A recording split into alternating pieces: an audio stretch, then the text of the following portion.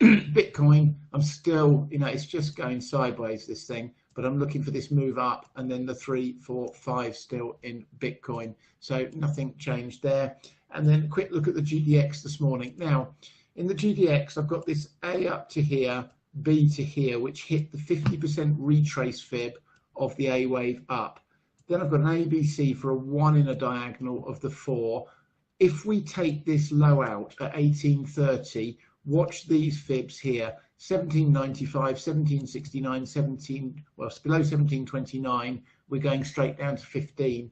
But it could be that we've got an A, then an A, B, C. We're not done yet with this B wave here. It's going to come one step lower, then up. For those of you that are very nimble, if you see that and you see a hit and hold on one of these, you can go long for that move up if you want to, and then reverse short when we get up to 20.04 for the move down to 15 if you want to trade it a little bit more actively.